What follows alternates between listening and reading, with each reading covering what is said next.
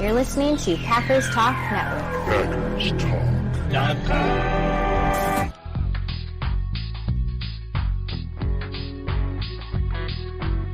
You're listening to No Huddle Radio on the Packers Talk Radio Network, your home for in-depth and thoughtful Packers analysis. I'm your host, Gil Martin. My co-host is my good friend, Sean Tian. Listen to this show. I write for the Packers Post and Cheesehead TV, and Sean was his TV sportscaster in Minnesota. We're here to talk Packers because you're all here for one thing, and that's a love for Green Bay football. Sean, hard to believe it. We are now less than a month away from the start of Packers training camp. But before we start talking a little bit about the Packers defense, how about a word from our sponsor?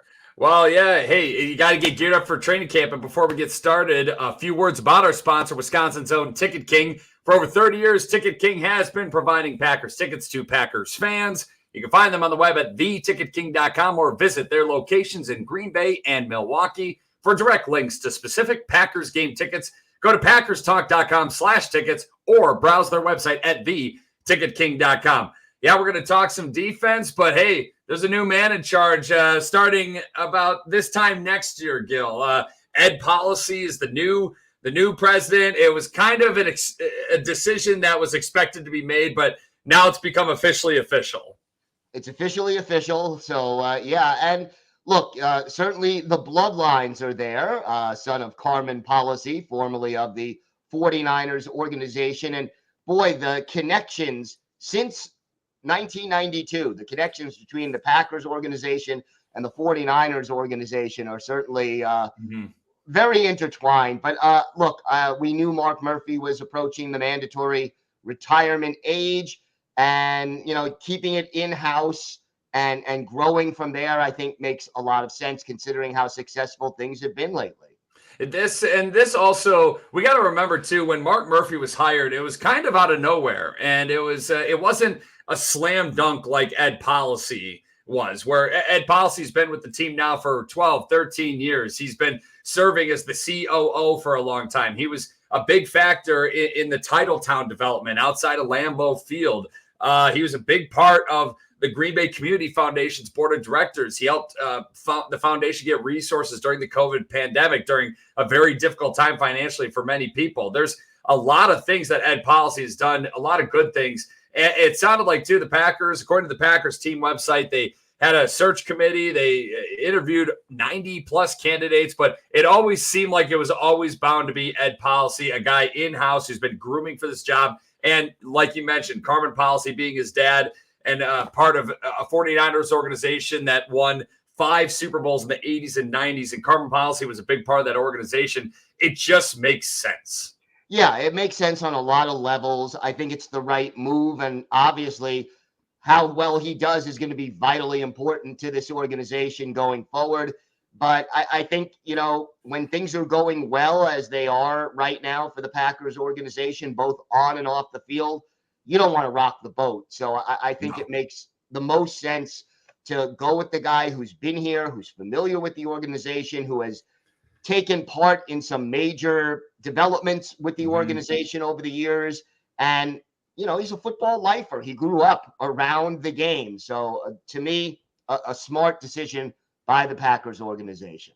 It seems like being the president of an organization, that's in his bloodline. It legitimately is. I will say with Mark Murphy, I'm going to miss how he was willing to say anything if you stuck a microphone in front of his mouth. You know, that I'm going to miss that for sure. I don't know if Ed Policy is going to be as transparent as Mark Murphy was. I imagine Ed Policy will probably be a little more diplomatic and political. And I'm not just saying that because I know Ed Policy. I'm saying that because Mark Murphy is the only guy who I feel like, especially in today's day, where you can ask him anything and he'd answer candidly. Another thing with Mark Murphy, too, where I met him when he was coming out of the tunnel at the Packer playoff game in Santa Clara against the 49ers, ironically. And he was just shaking hands with me and my brother, my friends who were there at the game, too. And he just seemed like he's one of the guys. And that's what I really liked, where you didn't feel like you were beneath him. You felt like you were on his level, and he was just very thankful, saying, hey, thanks for coming all the way from Wisconsin just to support the Packer football team. fans like you, we really appreciate it. And just a very genuine guy, a guy who played a lot of NFL football, was a good NFL football player, and a smart guy too, even though you wouldn't think it sometimes. But to me, that's the kind of legacy he left, where he essentially, Bob Harlan built up the foundation that is in Green Bay. Mark Murphy kept it going and even made it stronger, in my opinion. And that's just the kind of legacy I feel like Mark Murphy's going to leave. I don't know about you, Gil, but for me, it's just he maintained the foundation, a strong foundation in Green Bay, and he helped elevate it even a little bit.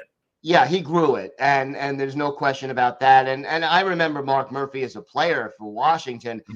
You go back and watch that 1983 Monday night game. He plays a prominent role for Washington in that game, and at Lambeau Field, one of the most exciting games in Packers history. And then he became a part of the Packers organization. He will be missed, no question. And you're right, nobody's going to be quite as candid and as direct as Mark Murphy. And that's something so often we see political speech. And I don't mean that in the literal sense of politics. I mean it in the sense of, like you said, being overly diplomatic, saying nothing in a lot of words. Taking the high road, yeah.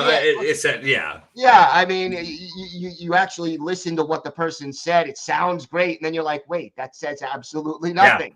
Yeah. And Mark Murphy is the opposite of that. And it's certainly that candor, that directness is always appreciated. He called Aaron Rodgers a complicated fella in front of a microphone and got a lot of heat for it. And Packers public relations is just like, no, Mark, like, please, like, we got to do damage control because of this, man. Come on, what are you doing? But that's just who Mark Murphy was, and that's what I think I appreciated most as a fan. But I will say this: he took over for Bob Harlan in December 2007. He dealt with two major quarterback transitions. He only fired one head coach. That was Mike McCarthy. He changed the power structure a little bit in Green Bay. He hired Matt LaFleur. A press conference that Matt LaFleur, I think, maybe said a few sentences, and he kind of took over the microphone at that press conference. But it obviously looked to be the right hire, and it looks like the right hire for the future. But hey, he's bringing the NFL draft to Green Bay. That's going to be his lasting impression, in my opinion. A huge, huge event like that they've been trying to get for a long time, and it's a good way to send Mark Murphy out next year. Yeah, that is going to be part of his legacy. And if you would have told me 20 years ago, when every year the draft was in New York City, that Green Bay, Wisconsin was going to host an NFL draft, I would have laughed at you. And yet here we are. And I think it's a great thing for the game and for the city of Green Bay. Yeah, essentially, Mark Murphy, we're going to miss you. Ed Policy, we're expecting things to be status quo. And hopefully things get even better and things just continue to be strong. The Packers organization is one of the most well-respected, well-run franchises in all of the NFL. Ed Policy's just got to keep the train moving. That's essentially that's the job. It's easier said than done, but he's already been a big part of maintaining the strength of the foundation and the organization. I feel like this is just the train's going to keep moving. It's not going to slow down anytime soon. But speaking of the train moving, how about the D train? We ranked the top 15 defensive players this week after we ranked the top 15 players on the offense last week. Now, like last week, I didn't put any rookies on this list as well. So this is based off of the Packer players who have actually played real NFL snaps. So a guy like Javon Bullard, a guy like Edgerrin Cooper, I'd probably have on this list based off projection, but we haven't seen him play. We don't really know what's going to happen. Jarrell Worthy, we thought was going to be a great player as a second-round pick. He didn't do a whole lot of anything in the NFL. So anyways, Gil, let's start out. Number 15, who do you have as your 15th top defensive player on your list? Just to put a caveat in, I did put the two rookies. I figured you would. You're sticking with what you did last week, and I respect that. Yes. Yeah, I just different grading system. That's all good. All good. My number 15 is Carl Brooks. Wow, Carl Brooks. I have him a little higher. I had TJ Slayton at number 15. Officially started every game at D tackle in 2023. He had a career high 50 tackles, 2 defended passes. His role was clogging up space, eating in the run game. It seems like at times he shows flashes where he could be a really good run defender, but then at times he just kind of olays or misses a play and just doesn't seem to be in the right spot. I think he's a big body. He's 6'4", 340, and he has the potential to be a disruptive force, but just hasn't really been that so far. Going into a contract year, so could be big. TJ Slayton, no, number 15 for me. Yeah, number 14 for me. So it's there you go. Yeah, I mean, I am a fan of TJ Slayton. I think he's going to be very important to this team, especially as far as defending the run is concerned. So I think he's going to play an important role and a growing role, and it'd be very interesting to see how he does in the new 4-man front. Please be Gilbert Brown 2.0. That'd be awesome. Be Gravedigger 2.0. I don't know if he's going to get to that, but that's what we're shooting for. Number 14, though, on my list is linebacker Isaiah McDuffie. He's entering his 4th year with the Packers, a guy who previously played for new Packers defense coordinator Jeff Hafley when he was at Boston College. Really, really good story. I mean, a guy who was a late-round pick in 2021 and had his best year last year when Devondre Campbell's play was kind of tapering off a little bit. He was dealing with some injuries, and Isaiah McDuffie filled in and earned himself a nice little role on the defense last year, 86 tackles. I think his long-term role is just being that rotational linebacker, but he's going to be in the NFL for a while just because he is a nice depth piece, in my opinion. He's a smart player. He was actually my 16th ranked player. There you go. I mean, think about this. He only started 8 out of 17 games and was second on the team in tackles. I mean, that in and of itself is impressive. 5 tackles for loss last year. I am a big Isaiah McDuffie fan. He has a high football IQ. Maybe he gets a little bit more of a shot in the 4-3, especially since he played for Jeff Hafley at BC. But there's a couple of draft picks who may have something to say about that as well. So we'll see how that pans out. But even though he was the next guy after this list for me, if I didn't include rookies, McDuffie would have made it. Who do you got at 13? 13, Lucas Van Ness at 13. I think he's going to take on a bigger role in year 2. I think he will be 3rd in the rotation as far as edge rushers or defensive ends are concerned, barring an injury to either of the top 2. And I think we see him take a step forward where the aggressive nature of Hafley's defense, his athleticism, his quickness will be big benefits there. And I think he starts to find a bigger role this year. I will say I'm way more bullish on Carl Brooks and Lucas Van Ness than you. I'm just going to clarify that right away. Lucas Van Ness is someone who I was expecting him to have Rashan Gary rookie year production. A couple sacks, got in here and there. But when he got in there, he made the most of his snaps, in my opinion. He made the most of his snaps. And he's a guy who could be a really, really nice player in the future for the Packers. I think he's going to be their number 2 defensive end next year. I don't know. And that's all depending on Preston Smith, how he does this year. But 13th on my list, I'm going to talk a little more about Van Ness in a second, but 13th on my list is Eric Stokes. Rookie Eric Stokes would be much higher on this list, but last 2 years, he's been just decimated by injuries. Missed 17 regular season games with ankle, foot, leg, hamstring issues. The Packers, all the issues he's had, the Packers even declined to pick up his 5th-year option. He's playing for a new contract in 2024. Obviously, Matt LaFleur has been very high on him this offseason, saying that he looks great. If they can get rookie Eric Stokes, he shoots up this list easily, but he's number 13 on my list right now. He is higher on my list mainly because of the role I project him to, be playing this year. So I'll talk more about him a little bit later on. At number 12, who do you have, Gil? Keyshawn Nixon. Okay. That's Keyshawn Nixon's coming up soon, but right now I have number 12, Kingsley Enagbare. He had 8 tackles for loss, 6 quarterback hits. He's a nice depth piece at edge rusher. I think it's kind of like Isaiah McDuffie at linebacker. Kingsley Enagbare is going to be a depth piece at edge rusher for the long term in his NFL career. I don't think he has the stuff to be a top 2 edge rusher on a team, but he's a nice rotational piece who you can count on just to do his job, get in the way, and give the other guys a breather. A big sigh of relief, obviously. We thought he tore his ACL during the win in Dallas, the playoff win in Dallas back in January, but turns out it was just a scare and he's okay and he's full go. But Kingsley Enagbare was number 12. You mentioned Keyshawn Nixon being 12 on your list. He's number 11 on my list. Entering his 3rd year with the Packers, he signed a 3-year extension this offseason to return to Green Bay after registering a career-high 80 tackles, a half sack, 6 pass deflections, and an interception in 2023. He's a 2-time defending All-Pro kick returner, appears to be the Packers starting nickel corner as of now. You know, he's not the best nickel corner and defensive back out there, but he plays his butt off and he plays hard. Every play he makes, it's based off effort. I love the mindset this guy has and the confidence he plays with too, because you need to have that when you're at this level. And I'll give Keyshawn Nixon credit there. That's why he earned another contract with Green Bay. He is fearless, sometimes to his detriment, but mostly to his benefit. And I do love his attitude. He is a little too inconsistent in my mind. Like, if the Packers could find an upgrade at nickel corner, I would not object to that. And there is a possibility on this roster to fill that spot, but we'll get to that a little bit later on as well. But I am a big Keyshawn Nixon fan, especially for what he can do as a kick returner. So Keyshawn Nixon was 11 on my list. Who was 11 on your list, Gil? For me, Devontae Wyatt at 11. I really like what he has done. I think he's sort of on the verge of doing even more. I think he will benefit from the transition to the new, more aggressive Jeff Hafley defense.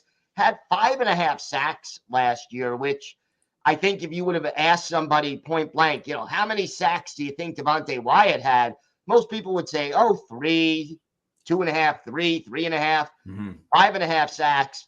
And that wasn't even, you know, I still think we're going to see another year from him this year.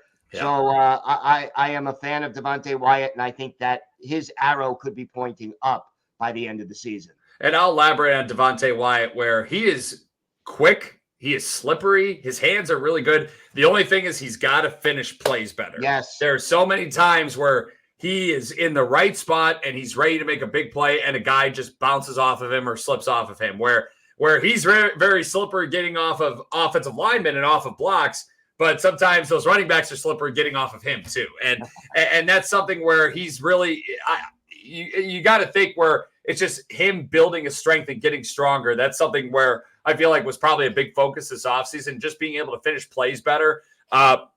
I love Devontae Wyatt. I think his trajectory is going up. The 4-3 scheme, 4 D linemen in the ground, he could feast if he's got a one-on-one matchup against guards this year. And that's what I'm really, really excited about, especially when you got Kenny Clark also in the middle too. So a lot of talent there. Number 10 on my list, you had him at number 15. I have defensive tackle Carl Brooks. I'm very bullish on Carl Brooks. He was a terrific surprise as a 6th-round rookie out of Bowling Green. He appeared in every game last year, registered 4 sacks, 6 tackles for loss, 5 quarterback hits. He defended 4 passes. And that's just as a rotational defensive lineman. That he was getting what, maybe 30% of the snaps? Yeah. Not even.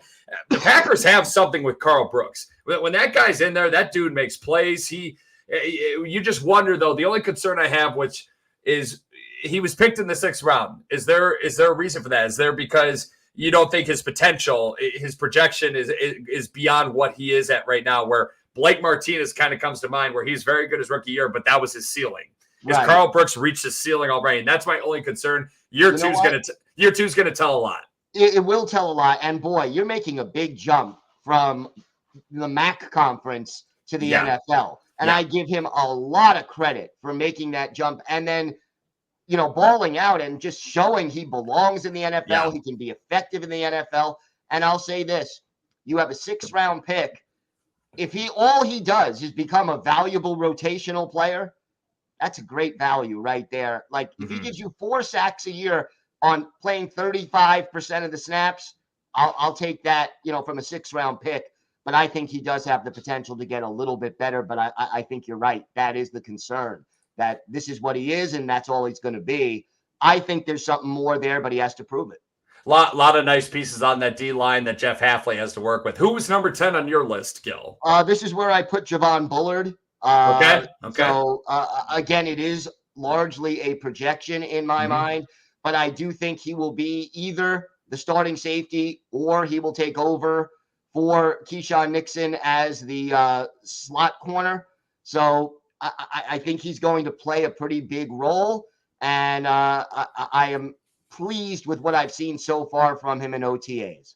He sounds like Darnell Savage a lot when he was coming out of college, with his ability to play near the line of scrimmage, and just he's a speeding bullet, and he's better near the line of scrimmage. I just hope that the Packers put him near the line of scrimmage where clearly his strength, it sounds like that will be his strength in the NFL. And unlike Darnell Savage, who they tried to make a center fielder like Nick Collins, where Nick Collins was one of the best at it before his career-ending injury, but Darnell Savage wasn't that player. Javon Bullard, I think, better. It sounds like he's going to be better near the line of scrimmage, a guy who's not afraid to hit. And he's another Georgia Bulldog. So obviously the Packers love their Bulldogs. They all carry the G.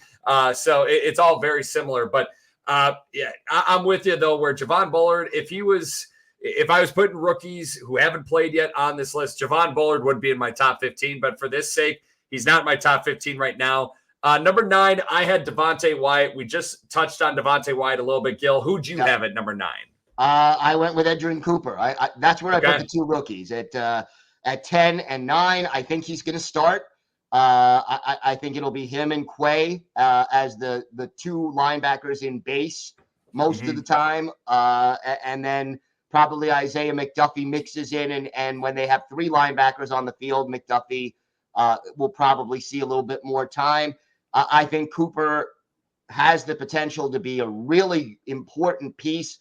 And you take his speed and Quay Walker's speed and put them on the field at the same time, the potential, again, a lot of things have to happen to reach that potential, but the potential for the speed those 2 guys could bring and what they could accomplish sideline to sideline and blitzing, and it's intriguing. Let's put it that way.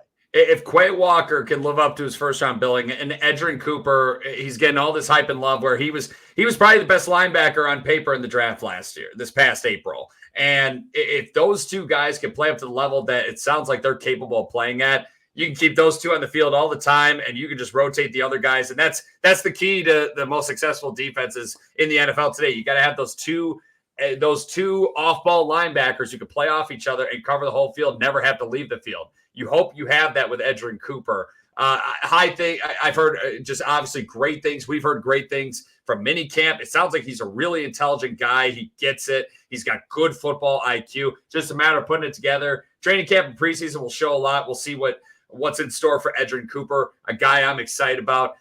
Number 8 on my list was cornerback Carrington Valentine. We just talked about how Carl Brooks was a late round draft pick surprise.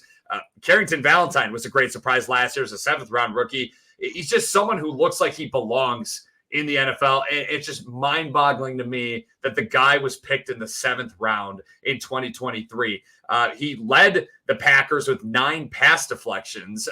He was just a sticky corner. He had 44 total tackles and just didn't get phased, didn't get intimidated.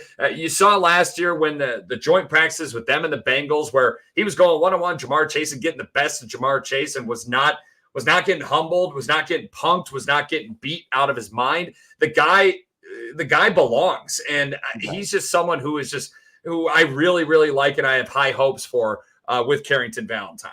Yeah, guess who my number 8 was? Carrington Valentine? Yeah. Hey, all right. Not only was he not humbled by Jamar Chase, he wasn't intimidated by Jamar Chase. And Jamar Chase is a terrific wide receiver. Yeah. I mean, to me, that was the great thing. Here is this 7th round pick, which, what do you have? Like a 35-40% chance of making the team, going up against a Pro Bowler like Jamar Chase, and not intimidated at all. And then he had the big interception in the preseason game against Cincinnati. Right near where he played college ball in Kentucky. The key for me, as far as Carrington Valentine, he put on a little weight, which the coaches asked him to do. He looked really good, according to everybody at OTAs. He's got to learn, like, you want to be physical, but you have to learn when not to be too physical. You have to figure out what that line is. What can I get away with as far as bump and run and contact and getting in the receiver's grill? And when am I going to get flagged for it? If he can figure that out, he'll win the starting job, and I think he has a lot of potential. I really am high on him. It's incredible where there were times last year where I was just watching and I just would forget, oh, yeah, he's a rookie. Yeah. He just looks like he gets it, and I love that, and I love that the Packers have him, and I think they do have something there. Hoping for big things for Carrington Valentine, of course. But number 7, Gil, who do you have on your list at number 7? I have the man who was competing with Carrington Valentine for that starting cornerback spot, Eric Stokes. I think one of those 2 guys is going to start. I think both of them will see the field. If Stokes can stay healthy, and get back to where he was in his rookie year, you talk about, 3 boundary cornerbacks. If your boundary cornerbacks are Jaire Alexander, Eric Stokes, and Carrington Valentine, you're doing well. You're doing well. I am rooting for Eric Stokes. I really like the kid. But the last 2 years between the injuries and the poor start in 2022, this is the crossroads of his career. And he's either going to, show us what he's capable of doing this year, or he's going to be a journeyman, I think.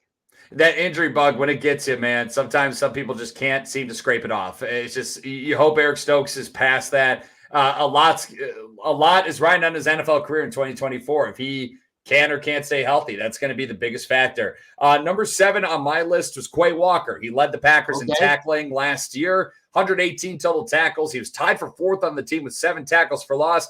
Remember, his rookie year had some issues keeping his cool and keeping his temper down as a rookie, but he improved greatly maturity-wise last year. That's a big step. That was a big step. And Quay Walker, what I respected about Quay Walker was that he took ownership in that. He did. And he didn't blame. So much of today's culture, there's a lot of people who are like, oh, it's their fault. It's their fault. It's their fault. It's never my fault. He said it was my fault. I had to take care of that. He did. He's in a much better headspace now, and it's a wonderful thing to see. And I believe his play has improved, but it isn't quite at the level that we're hoping for. The guy is 6'4", 240. He can run like hell. He's very athletic. There's so much potential there. I think Jeff Hafley's going to get the best out of him. I think he's meant to. I think he's meant to be in an aggressive style defense. This is where I could see Quay Walker. The Jeff Hafley scheme could really benefit Quay Walker more than anybody. And I have high hopes for Quay Walker, and I do like Quay Walker. High hopes for him going into year 3. So he's number 7 on my list. I had him a little bit higher, but not much. And, to me, the thing about Quay Walker, he just hasn't made enough big plays. That's what is standing between him and living up to that first round label that he came into the league with. I like him. I like the toolbox. I think he'll do very well with blitzing this year. I think he'll have at least 4 or 5 sacks on the season, get some pressures as well. I hope that Jeff Hafley can turn him loose because the potential is certainly there. Right now, I think he's sort of an average to slightly above average linebacker. But if he can put it all together, he can really take his game to the next level. And this is a critical season for his career as well, because next year they have to decide whether or not to pick up that 5th-year option. So a lot on the table this year for Quay Walker. And with Quay Walker, too, he had that pick 6 in the season opener in Chicago, and you're thinking, oh, man, all right, like Quay Walker's here. But then not enough wow plays after that. I'm with you. But, Jeff Hafley, I feel like is going to unlock him, and we're going to get the best Quay Walker, I think, this year coming up.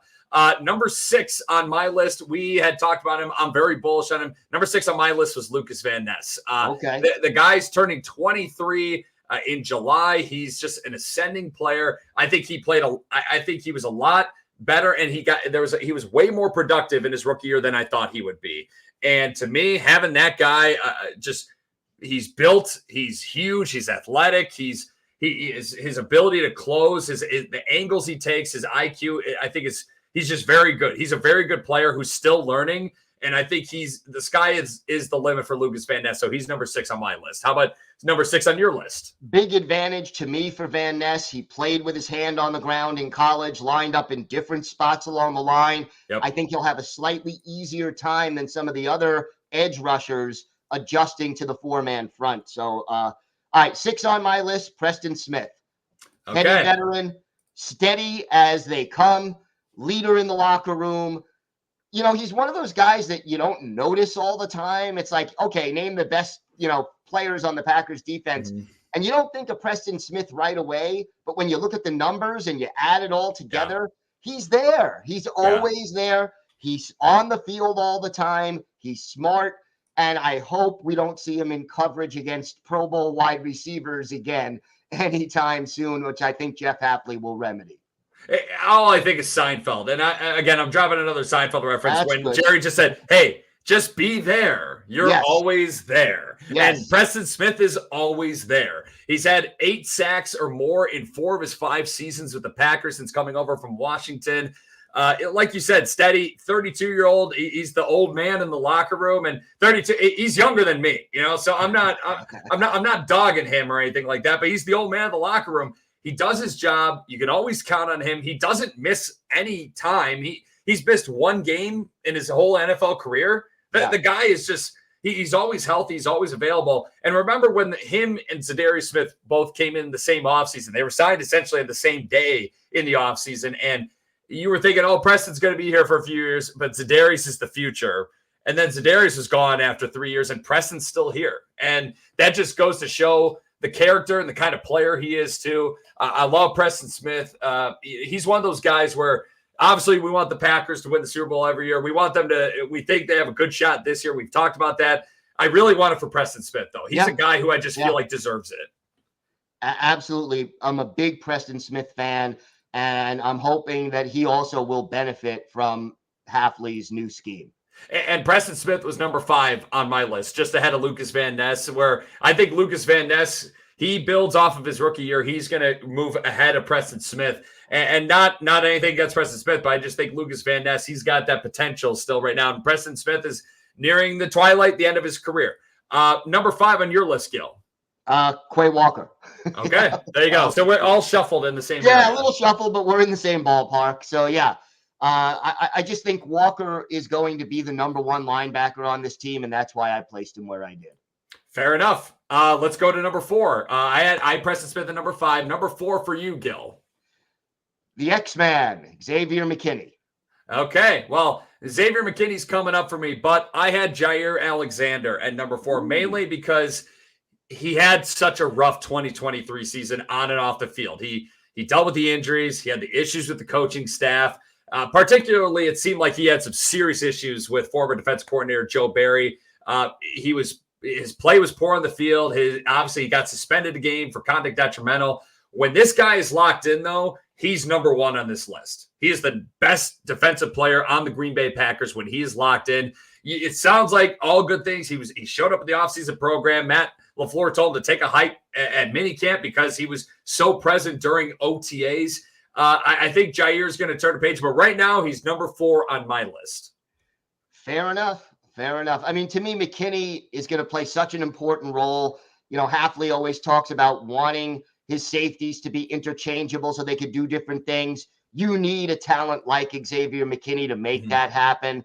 I haven't seen him play in a Packers uniform yet, but I think he's going to be pivotal this year for this team. Him playing as well as he did for what's been a pretty bad team in the New York Giants the last few years, he stuck out. He stuck out like a sore thumb. He really did, and I mean, in a good way. Yeah, he stuck out like a sore thumb in a good way for sure. But the only concern for me with Xavier McKinney is that he's missed about 16, 17 games in his career, in his 4-year NFL career so far. You just hope he stays on the field. He was very healthy last year. There's a reason, though, why that guy was so coveted in free agency, why he was one of the top free agents available in March. The Packers being able to get him, you could clearly tell they made such a point to get a guy like that to shore up the back end of the defense, a back end that has been pretty rough the last few years for the most part. That's why Xavier McKinney is number 3 on my list. He's just ahead of Jaire. Number 3 for me, Kenny Clark. By far the best defensive lineman on this team as far as the interior. 7.5 sacks, a career high last year. One of the few interior defensive linemen who can both stop the run and pressure the quarterback. There's maybe 5 or 6 of those guys in the league, and he's right there. 3-time Pro Bowler. The only reason I had him as low as 3 is because there's so much depth on that defensive line right now that if they were to lose him for an extended period, which I hope obviously does not happen, there's pieces there who could fill in, and I wouldn't say they'd be as good as Kenny Clark, but like 2 years ago, it would have been a disaster if they lost Kenny Clark. Now, I think they can get by if they have to for a few games without Kenny Clark. But his talent is unbelievable, and I hope they do give him an extension before the season starts. He's one of those guys who deserves that rare third contract from the Green Bay Packers. And he's number 2 on my list. Kenny Clark is number 2, where the defensive line group is so deep and the edge group is so deep, but man, he's clearly the best defensive tackle. He's he draws and garners so much attention. I just love how available he's been, though, too. We just talked about Preston Smith, where the guy never misses any time.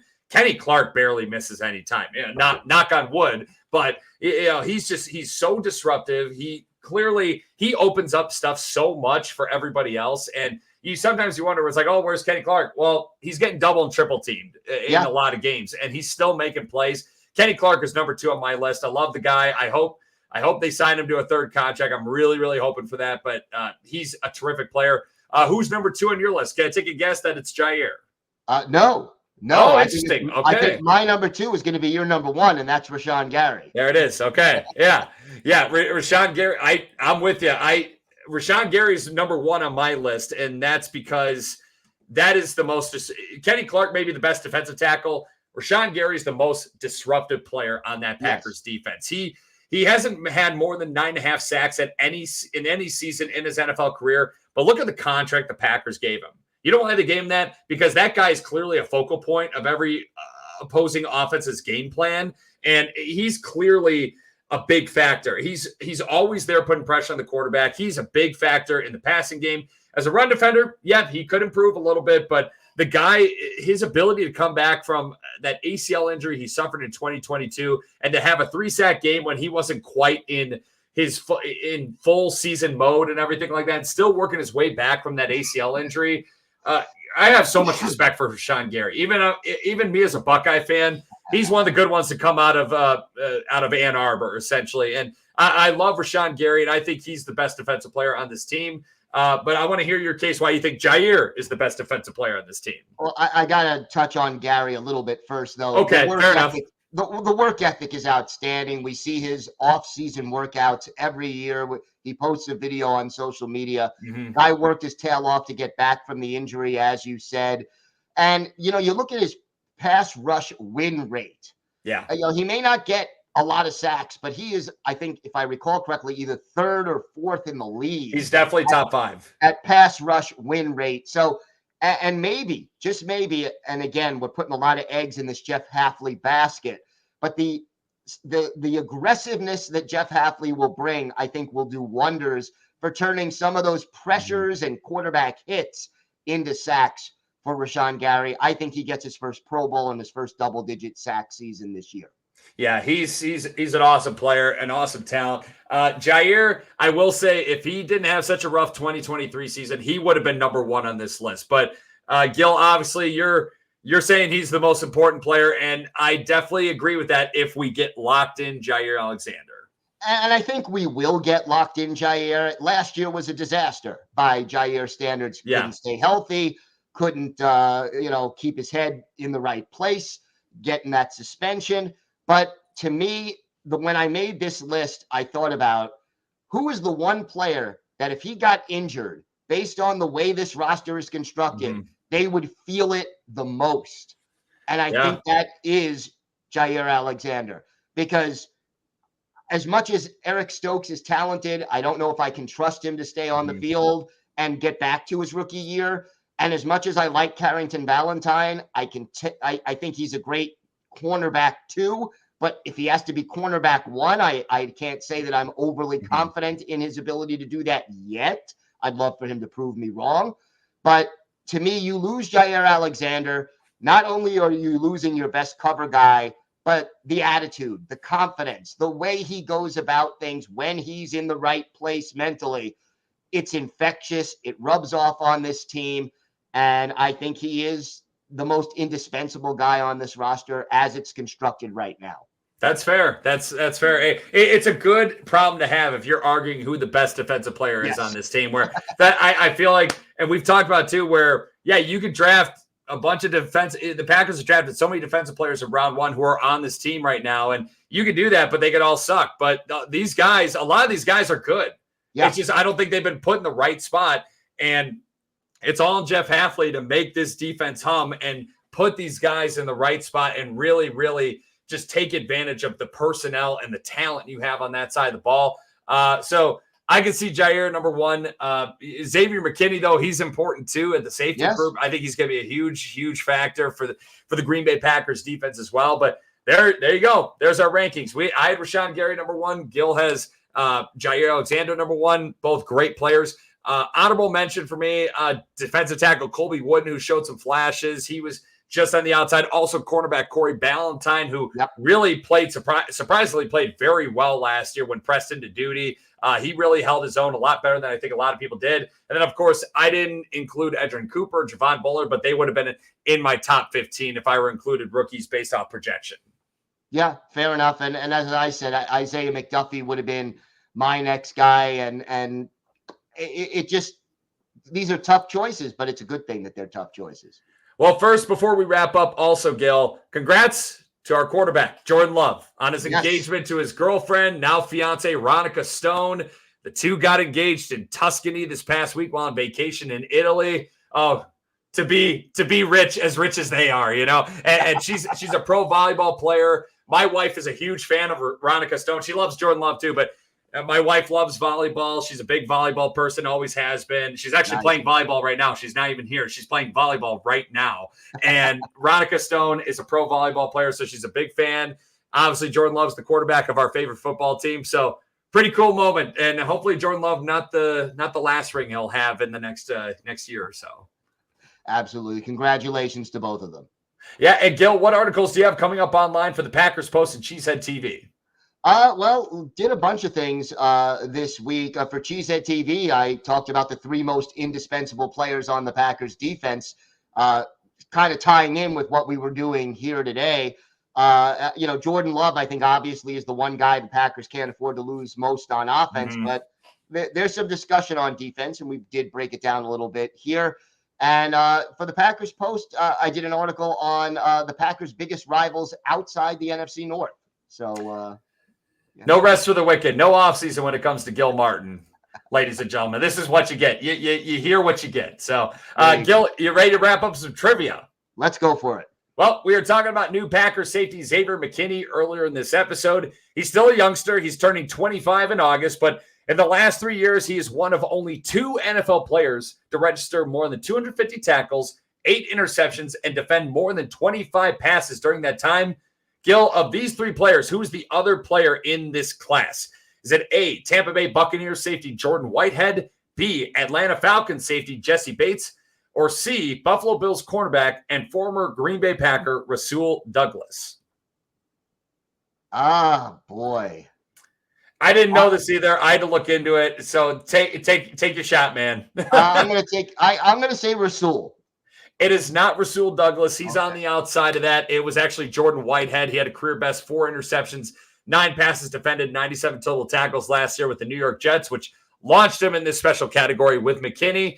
Whitehead was drafted by Tampa in 2018, helped the Buccaneers win a Super Bowl. They had to get through Green Bay. We don't like to talk about it.